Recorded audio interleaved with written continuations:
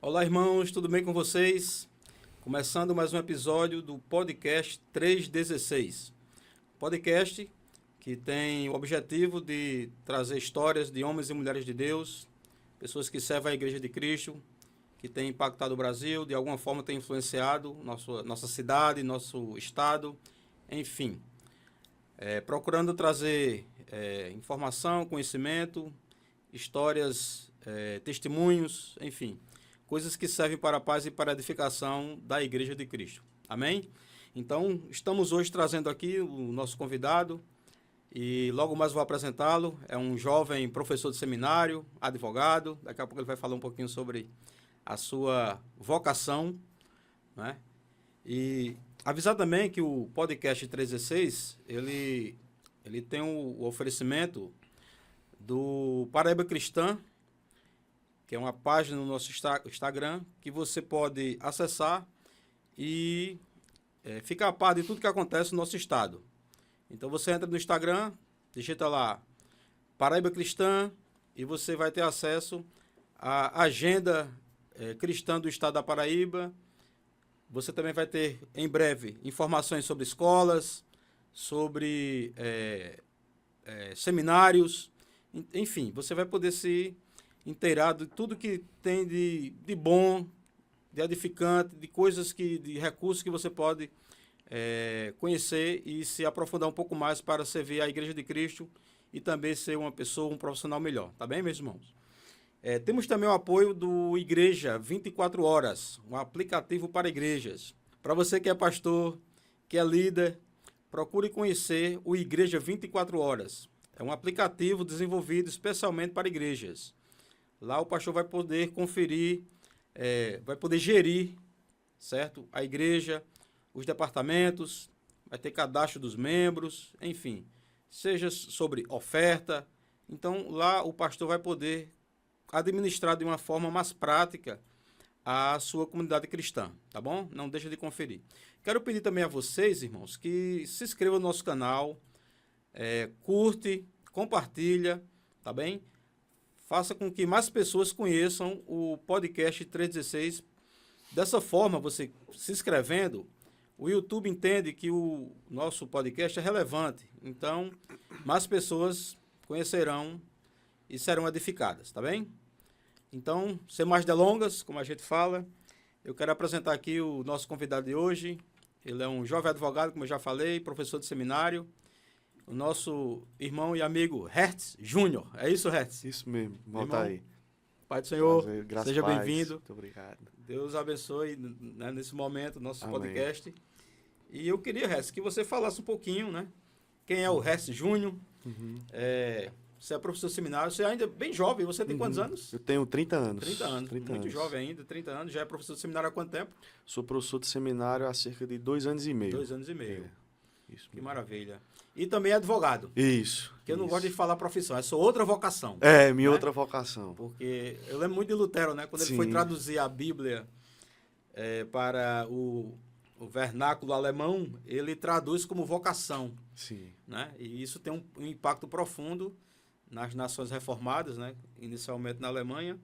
E eu entendo isso também, desde convertido eu sempre entendi, antes de conhecer essa história de Lutero, eu já entendia que nós podemos servir a Cristo em nossa profissão, nosso trabalho, enfim. Acho que era o Spurgeon que falava, né?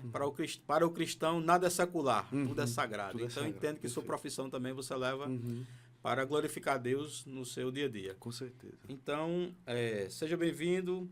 E eu queria saber como foi essa primeiramente a sua vocação para ser um advogado.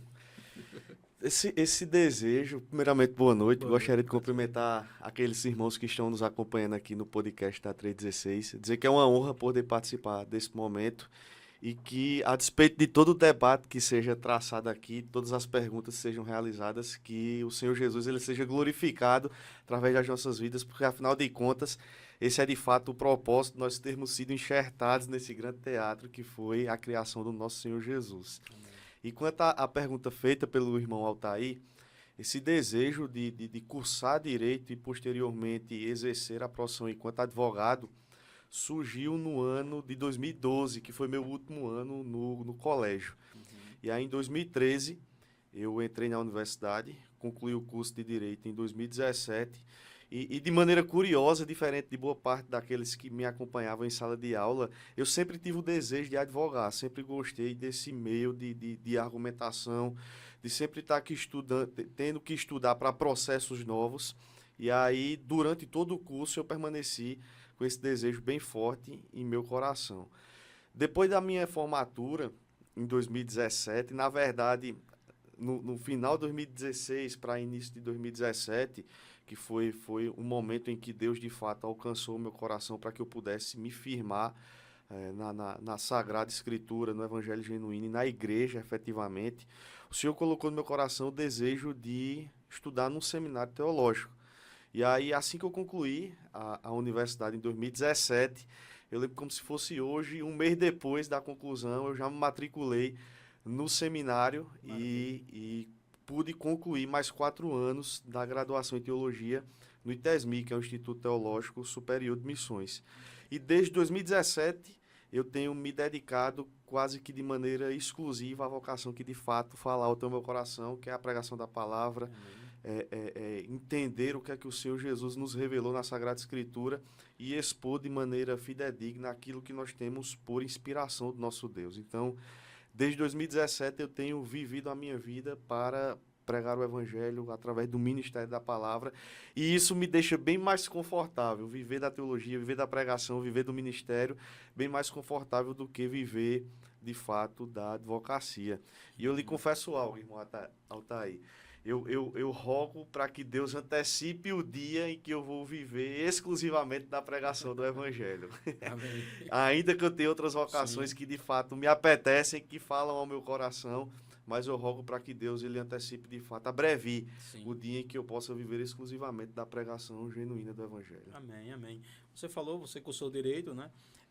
Você cursou já cristão, né? Já convertido? Não, Não? Você se não. converteu depois? Eu me converti durante o curso da Durante o universidade. curso, certo, certo. Quando eu entrei na universidade, eu já não era aquele jovem tão problemático como Sim. eu era no tempo de colégio, mas eu ainda não estava tão firmado assim nos caminhos do Você Senhor. vem de uma família cristã? Vim de uma família Sim, cristã. certo. Vim de uma família Ok. cristã, mas em dado momento, aquela rebeldia Sim, que claro. geralmente toma conta do coração do jovem, Jovem. ela tomou conta do meu coração também, e aí, ainda que eu tivesse vindo de uma família cristã, desde o berço eu passei alguns dias, digamos assim, fora dos caminhos do Senhor, e durante o período da universidade foi exatamente o momento em que o Senhor Jesus me encontrou de novo. Amém, amém. Graças a Deus.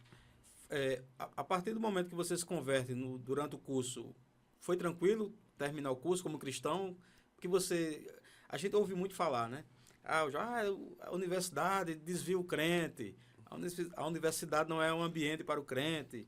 E a gente sabe que realmente há estudos, há constatações realmente que um bom número, né, de evangélicos que quando chegam na universidade, eles terminam deixando a fé. E o que você tem a dizer sobre isso? Isso acontece mesmo? Qual é a sua opinião? Acontece de fato e quase que sempre. A universidade é um ambiente em que você não tem mais aquela tutela que geralmente você tem durante o colégio, em que seus pais eles precisam a todo tempo estar em contato com diretores, coordenadores, secretários e por aí vai. Na universidade, o aluno de fato ele trabalha por si. E aqueles que fazem parte da direção não têm esse contato mais próximo, geralmente, com os pais dos alunos. E aí uma das coisas mais difíceis foi responder a alguns questionamentos dos colegas em sala do porquê a minha postura havia mudado de maneira assim abrupta, né? Um aluno que antes agia de certa forma e de certos modos, agora tem adotado uma postura totalmente distinta. E responder esses questionamentos talvez fossem os mais difíceis, né? Do porquê agora seguir a Jesus, do porquê agora mudar de caminho, traçar novos planos e metas e propósitos. Sim, entendi. Você como advogado, você atua na área criminalista? Isso, sou criminalista, sou civilista e eleitoral. Certo, Atuo certo. nessas 3 Coisas áreas. tranquilas, né? Coisas tranquilas. E é interessante porque algumas profissões, né? Há alguns estereótipos que existem profissões que o cristão, né? Ele não deveria exercer. Então, às vezes as pessoas falam, mas um policial, crente, como é que pode, né? Um advogado vai defender um bandido. Então, de repente, o camarada comete um crime lá, ou é acusado de cometer um crime, né? E aí o advogado é convocado lá, é chamado, né? Você vai exercer sua profissão ou sua vocação, como a gente estava falando. E aí, às vezes, as pessoas não entendem bem como é que fica. Um advogado crente vai, de repente, vai defender, né? Aquele camarada que está sendo acusado de um crime, sei lá, odiando lá, alguma coisa. Qual é a sua posição? O que você tem a dizer sobre isso? Eu acho que se nós formos, e claro que sempre minhas respostas elas vão ser pautadas naquilo que nós temos na Sagrada Escritura e na tradição cristã como um todo, eu acho que nós herdamos, enquanto cristãos protestantes, muito daquilo que a Reforma Protestante ela cunhou em seus movimentos. E uma dessas heranças é justamente a desnecessidade de nós fazermos aquela divisão entre aquilo que é secular e aquilo que é espiritual. Na verdade, um dos termos que era mais comum dentro do contexto da Reforma Protestante era o termo corandeu, ou seja, as nossas vidas elas precisam ser vividas diante de Deus, independentemente do segmento em que nós estejamos inseridos. E aí, dentro dessa percepção de uma vida vivida diante de Deus, a Reforma Protestante ela conseguiu consagrar dois elementos bem importantes para a doutrina da igreja e para a vida do cristão como um todo. Quais foram esses dois elementos? Alguns eles foram chamados para viver as suas vidas enquanto clérigos, ou seja, para viver de fato as suas vidas dentro do ministério exercido na igreja. E alguns outros foram chamados para exercer suas vocações daquilo que nós chamamos de para-eclesiástico, contexto para-eclesiástico, ou seja, nem todos foram chamados para o ministério dentro da igreja, mas Deus ele condicionou alguns irmãos a exercerem suas vocações fora da igreja. E exercendo as suas vocações fora da igreja, é que Deus levanta pessoas como, por exemplo, políticos, policiais, advogados, médicos, arquitetos, engenheiros, até aquelas profissões em que você não precisa demandar um curso extensivo na universidade.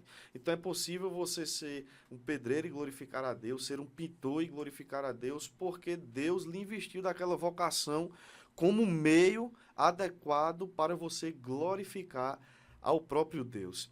E isso é interessante porque quando nós olhamos para todo esse contexto de vocações que são exercidas fora da igreja, nós conseguimos perceber que todos esses elementos que Deus nos deu como forma de glorificar ao próprio Deus fazem parte dos elementos da criação.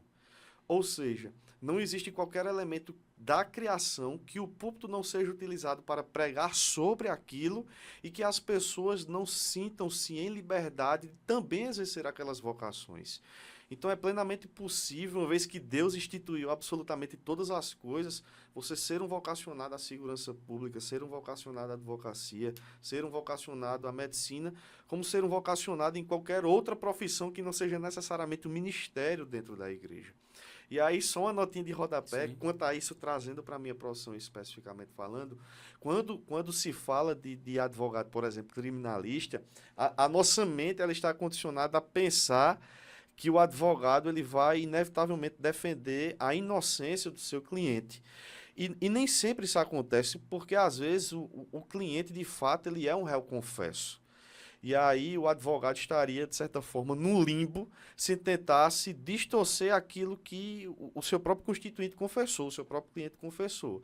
E às vezes o papel do advogado em alguém que confessa, de fato, o crime diante do tribunal, não é apelar por sua inocência, mas é apelar para que a lei ela seja aplicada dentro dos padrões que são exigidos pela própria legislação. Ou seja, para que o juiz ele não venha conceder ao réu uma pena maior daquela que está prevista efetivamente no texto legal. Entendi. Dessa forma, você falando sobre a reforma, né? A gente sabe que a reforma trouxe várias contribuições, também no direito, né? A separação de Estado e Igreja, questão do Estado laico, né? E é sempre vem à tona, né? Aqui e acolá sempre vem à tona a questão do Estado laico. O que vem a ser um Estado laico? Um Estado laico é um Estado ateu, ele não tem religião, é isso? Não, o Estado laico ele é um Estado que não adota para si uma religião específica como bandeira daquela organização, do próprio Estado. um Estado ateu vai receber o nome de laicismo, na verdade. O laicismo, ele surge durante o período da Revolução Francesa, no ano de 1789, quando os movimentos filosóficos e sociológicos daquele período, sobretudo o iluminismo, que tentou tirar do plano central daquela discussão o aspecto espiritual e colocar a razão como sendo a explicação para todas as coisas. E do ponto de vista teológico, esse é justamente o contexto que surge aquilo que nós chamamos de liberalismo teológico, ou seja, alguns teólogos tentaram explicar todo o texto da Sagrada Escritura por meio da razão, sem considerar o aspecto espiritual e aquilo que, porventura, não pudesse ser explicado por meio da razão e nós precisamos crer por meio da fé, eles descartavam dentro do contexto bíblico.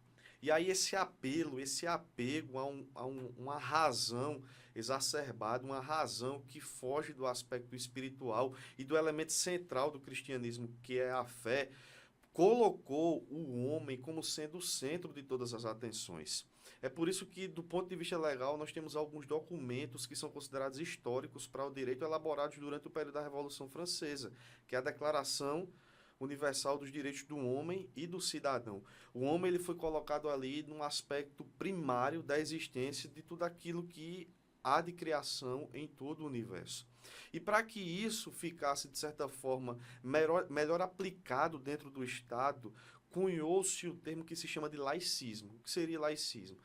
Como nem todos os aspectos da religião nós conseguimos explicar por meio da razão, é melhor que o Estado seja considerado uma instituição que, de certa forma, não professe nenhuma fé, sendo considerado ateu de fato. Ou seja, o Estado não só não iria adotar uma religião específica para si, como ela iria desacreditar todo e qualquer outro tipo de religião que pudesse ser aplicado dentro do contexto de Estado. O que difere, por exemplo, daquilo que nós chamamos de Estado laico. O Estado laico não é um Estado ateu. O Estado laico é um Estado que não tem sobre si uma religião específica da qual aqueles representantes do Estado devam professar aquela religião. Como acontece ainda hoje, por exemplo, dentro de um contexto argentino, em que a Constituição argentina defende o catolicismo como sendo a religião oficial do Estado. Ainda hoje? Ainda hoje. No Estado brasileiro, por ser um Estado laico, nós permitimos todo e qualquer tipo de manifestação religiosa, inclusive dentro de espaços públicos. Aqui nós adotamos, e eu concordo bastante com o Tiago Vieira e o Jean Regina, que são um dos líderes do Instituto Brasileiro de Direito e Religião. Aqui nós temos o que se chama de laicidade colaborativa, ou Estado laico colaborativo. O Estado não professa uma religião específica, mas vez ou outra nós conseguimos observar o Estado e as organizações religiosas atuando em conjunto.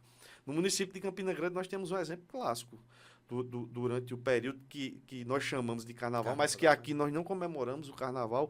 Nós conseguimos perceber um pouco da atuação da laicidade colaborativa, né? Diversos segmentos religiosos recebendo o apoio do Estado para promover aquilo que dentro do município de Campina Grande se chama de Carnaval da Paz. Uhum. Muito interessante, muito interessante. O resto também é professor de teologia, né? E a gente vai entrar também no campo da teologia, mas a gente tem perguntas, né? Tem uma pergunta de um cliente que esteve na livraria hoje e a gente conversando sobre a entrevista, que era um advogado, tudo, ele se interessou em fazer uma pergunta, né? E a gente vai providenciar aqui, o Estevão vai colocar aqui na tela, e para você também dar a sua resposta. Olá, meu nome é Geraldo Medeiros Júnior e quero fazer uma pergunta ao meu amigo e irmão Hertz. Você é a favor ou contra a pena de morte? Pergunta simples. E aí, meu irmão? O que você tem a dizer? O cristão pode ser a favor da pena de morte? Apresentando minha resposta e depois justificando a resposta com base naquilo que nós temos, na verdade, da Sagrada Escritura. Inclusive, eu já vou abrir aqui o texto, e não poderia ser outro, em Romanos capítulo 13, dos versículos de 1 a 7. Então, respondendo de maneira bem objetiva e direta, o cristão ele pode ser, sim, a favor da pena de morte. Tá? E nós temos um embasamento bíblico para falar sobre isso, lá no texto de Romanos, capítulo 13, especificamente dos versículos de 1 a 7, quando, de maneira bem rápida, o apóstolo Sim. Paulo vai nos dizer assim, a partir do versículo 1. Todo homem esteja sujeito às autoridades superiores, porque não há autoridade que não proceda de Deus, e as autoridades que existem foram por ele instituídas, de modo que aquele que se opõe à autoridade resiste à ordenação de Deus, e os que resistem trarão sobre si mesmo condenação. Porque os magistrados não são para temor quando se faz o bem, e sim quando se faz o mal.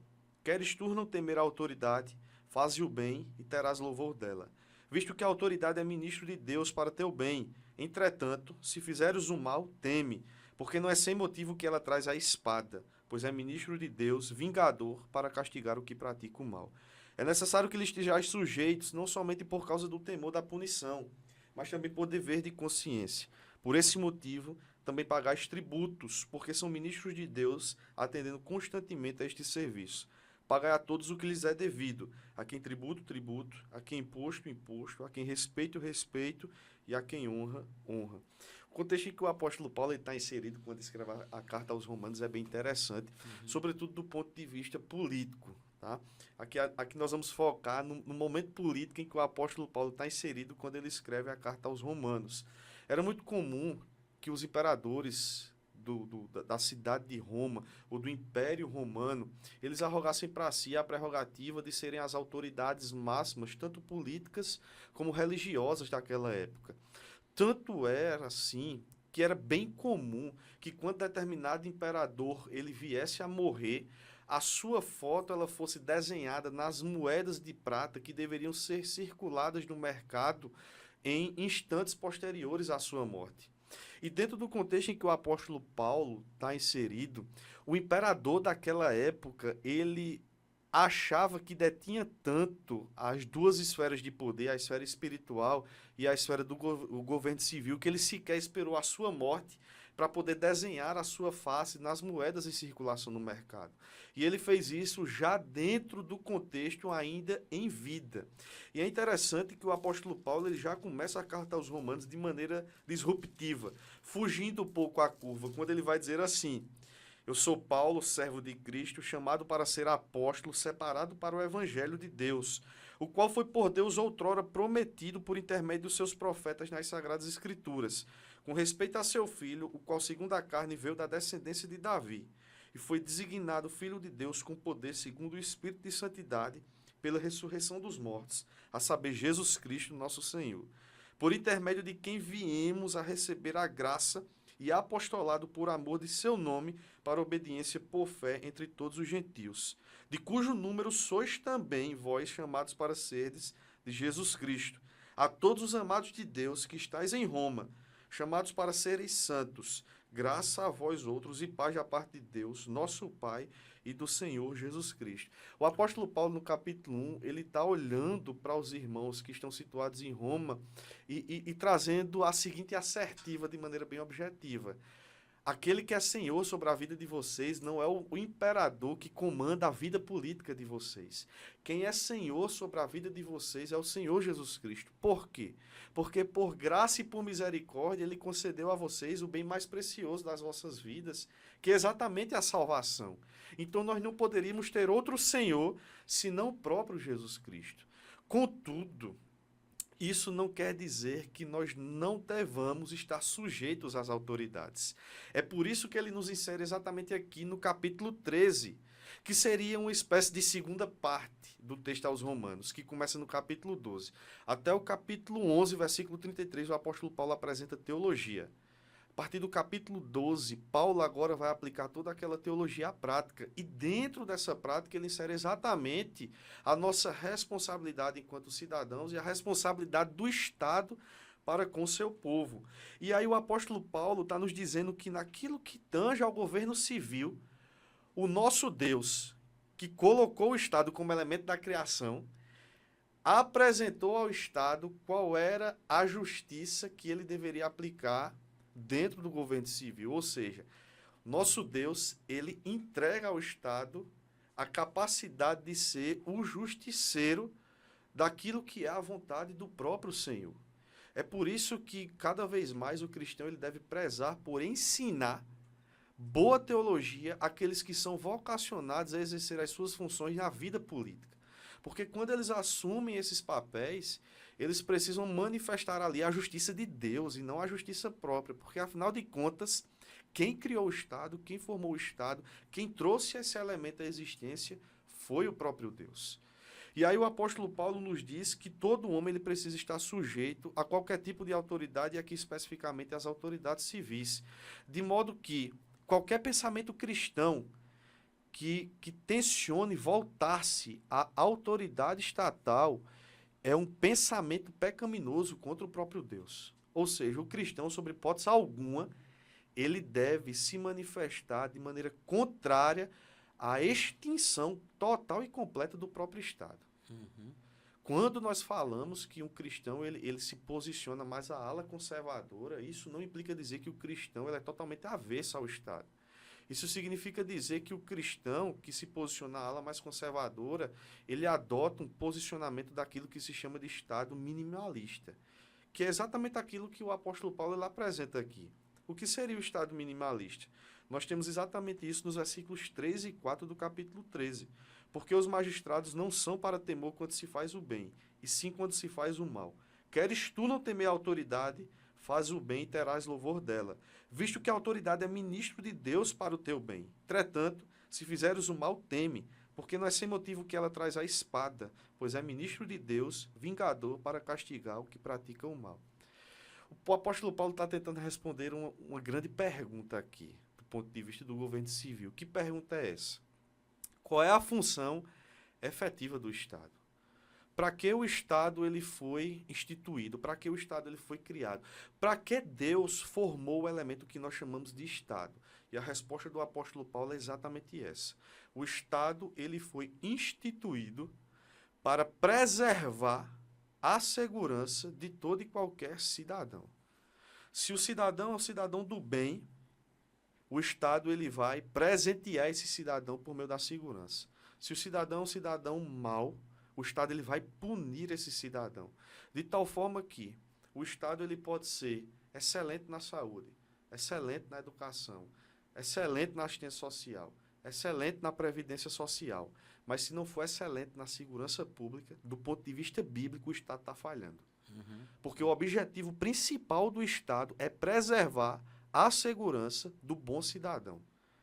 E como é que o Estado preserva a segurança do bom cidadão? Punindo exatamente o cidadão mau.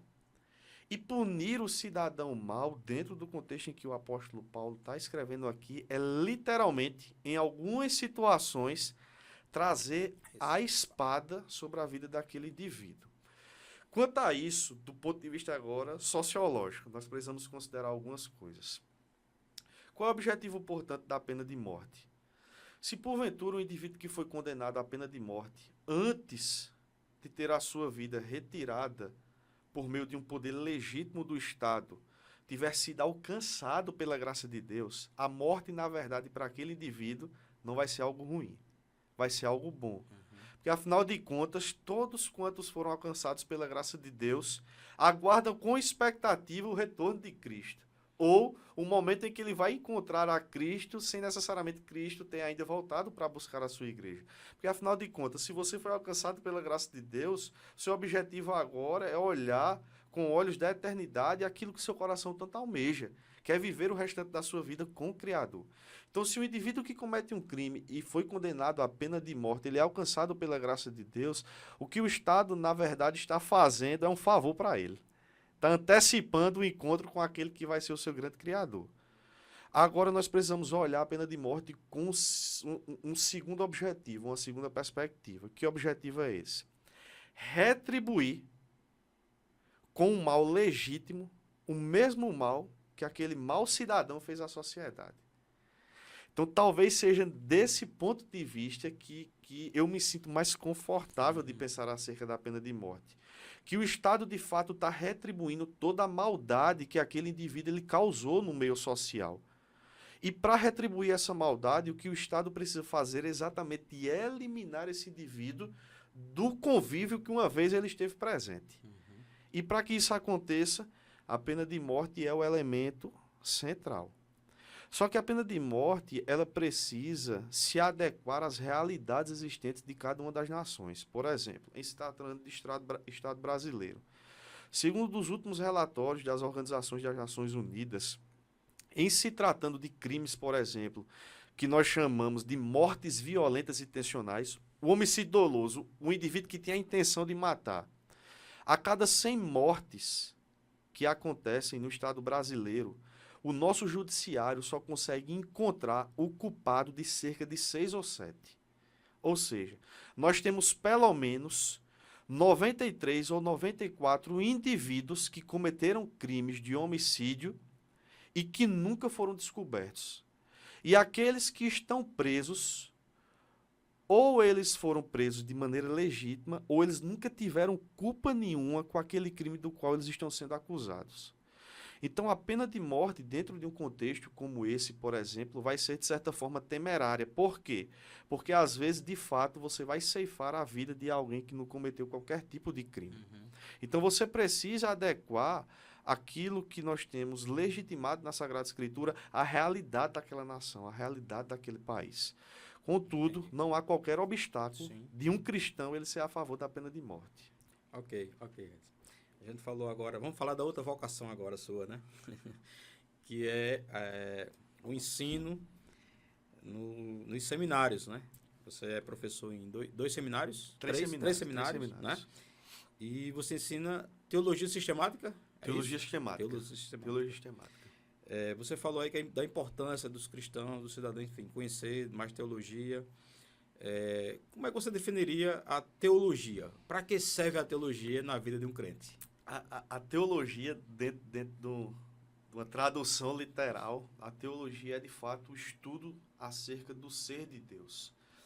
E alguns teólogos, eles tendem a considerar a teologia como, de fato, ciência. Só que a teologia ela vai diferir das outras ciências no seguinte ponto. Enquanto nas ciências mais comuns, nós geralmente estudamos o objeto da ciência, atribuindo a ele todos os sentidos e significados, como, por exemplo, nós pegarmos uma partícula, colocarmos ela sob um microscópio e definirmos todas as características daquelas partículas. Na teologia, nós não conseguimos fazer a mesma coisa. Ou seja, é impossível para o homem arrancar uma partícula do ser de Deus, colocar sob um microscópio e tentar analisar tudo aquilo que aquela partícula consegue nos entregar acerca das características de Deus. No estudo da teologia, nós não atribuímos a Deus as características que nós achamos que ele deva ter.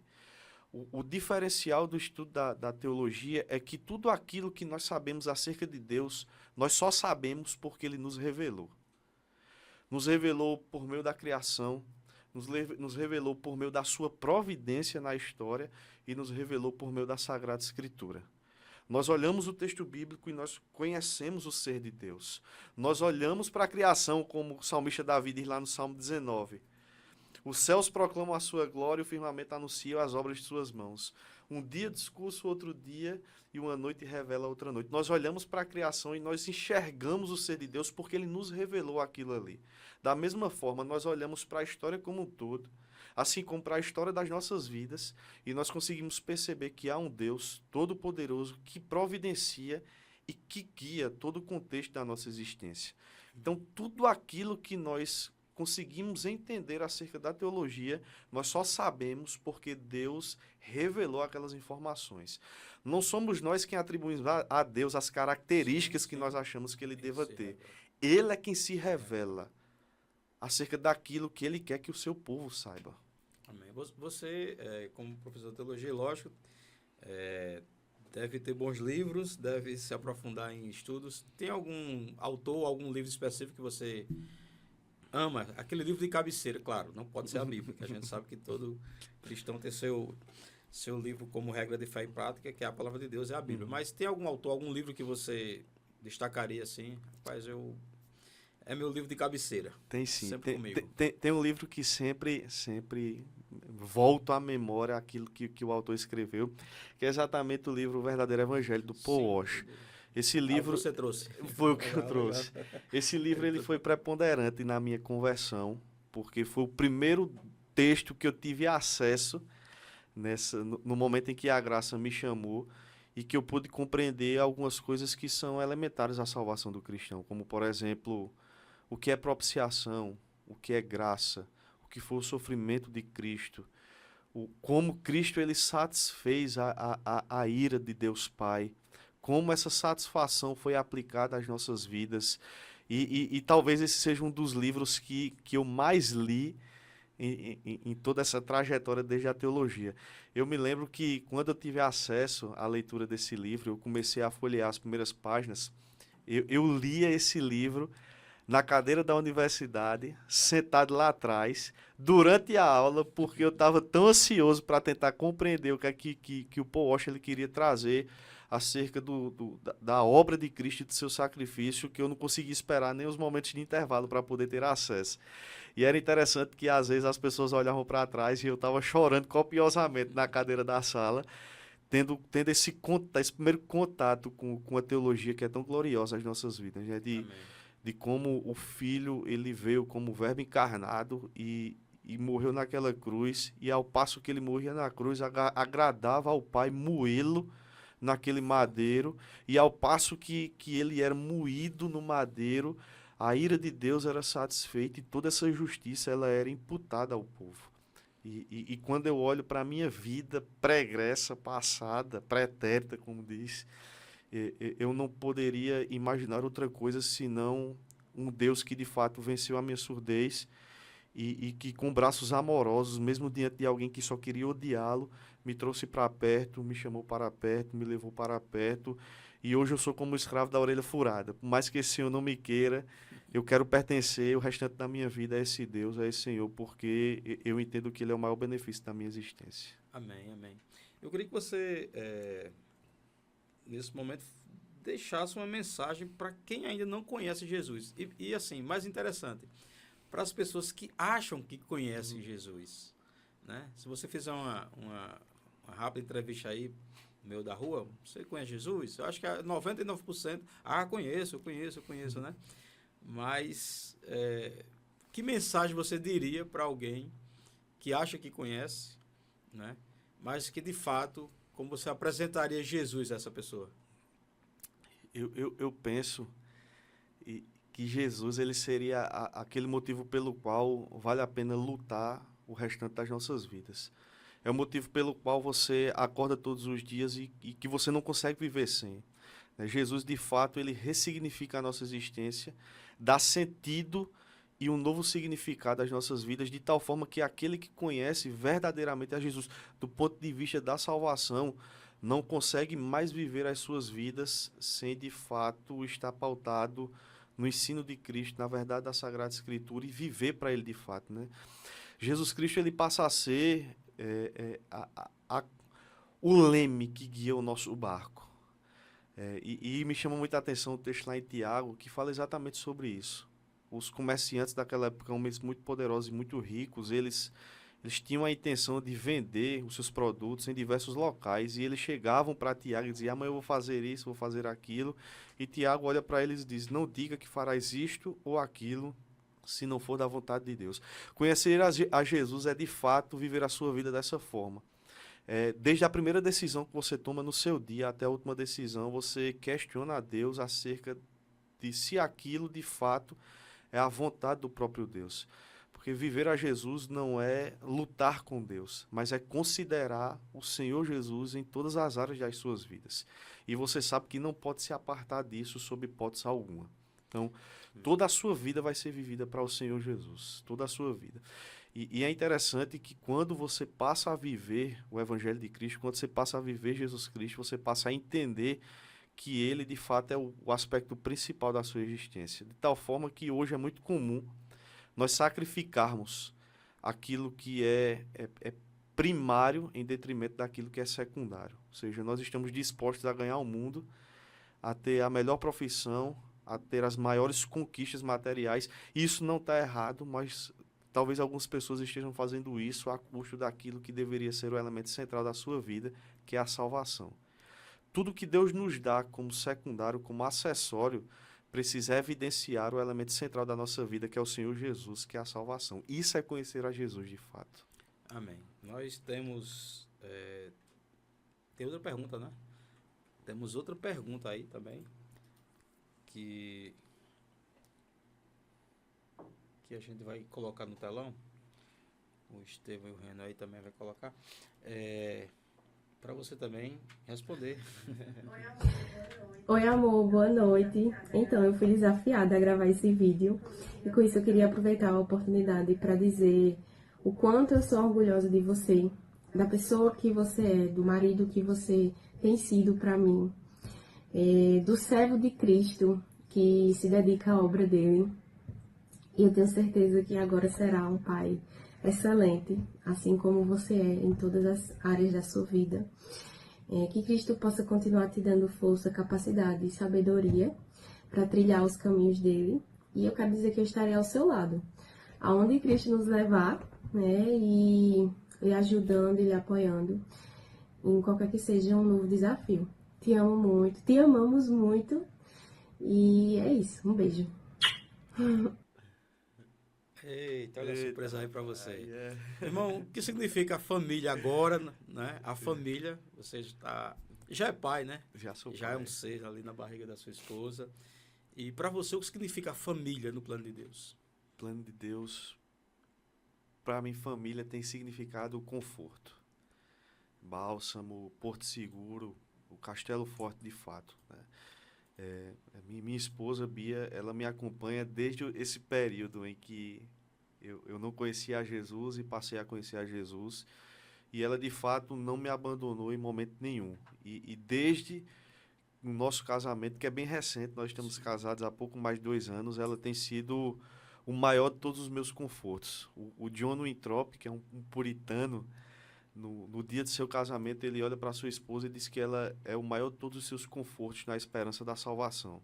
E a minha esposa tem sido o maior de todos os meus confortos enquanto o Senhor Jesus Cristo não volta. Então, de fato, eu tenho enxergado isso nela e agora tenho enxergado isso no nosso filho, na nossa filha, que vai nascer aí dentro de alguns meses. E eu tenho sentido todo esse amor, todo esse cuidado, todo esse carinho. E a mão de Deus, de fato, é graça de Deus, né? Ter alguém ao seu lado para compartilhar essa jornada que nós chamamos de vida. Afinal de contas, nós não fomos feitos para viver as nossas vidas aqui. Então, o que Deus puder nos conceder de graça para que essa jornada ela se torne mais leve, isso é proveitoso demais. E eu não enxergo dádiva maior da graça de Deus, ter alguém ao seu lado que ama ao Senhor sobre todas as coisas e que vai conseguir sustentar os seus pés e fortalecer a sua vida enquanto o Senhor Jesus Cristo ele não volta para buscar o seu povo, a gente se encontra com ele. Então é o meu conforto. Amém, amém. Só para... A gente está perto de encerrar, né, irmãos? A gente está chegando ao final, mas você é professor de teologia e... O que você almeja quando seu filho ou sua filha já tiver uma idade que já possa entender ali, né? 3 aninhos, 4 anos, enfim. Qual a primeira aula para o seu filho ou para a sua filha que você vai dar sobre Jesus, sobre Deus? Eita, meu Deus. Já imaginou sobre isso?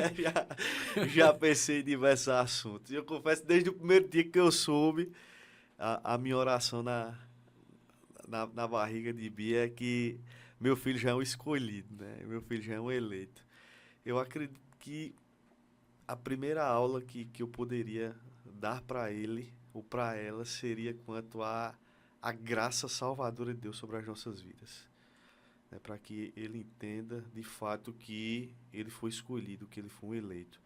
Eu espero daqui para lá já tá dando um spoiler dos meus projetos futuros. Eu espero daqui para lá já ser o pastor da vida dele, literalmente. E aí ensinar para ele sobre salvação. Amém. Fazer com que ele compreenda que, a despeito de todas as coisas, é melhor viver a vida em Cristo Jesus, por mais que isso custe sua paz, por mais que isso custe os bens, por mais que isso custe a sanidade mental, é melhor viver a vida para Cristo Jesus, é melhor se apegar a Cristo Jesus. Amém, amém, meu irmão, glória a Deus. Amém. Edson, Obrigado aí, Fred. meu irmão. Obrigado pelo senhor. Mais pelo uma convite. vez. Irmãos, esse foi mais um podcast 316. Estamos chegando mais uma vez aqui ao final desse episódio. E queria convidá-los para se inscrever no nosso canal, tá? Podcast 316.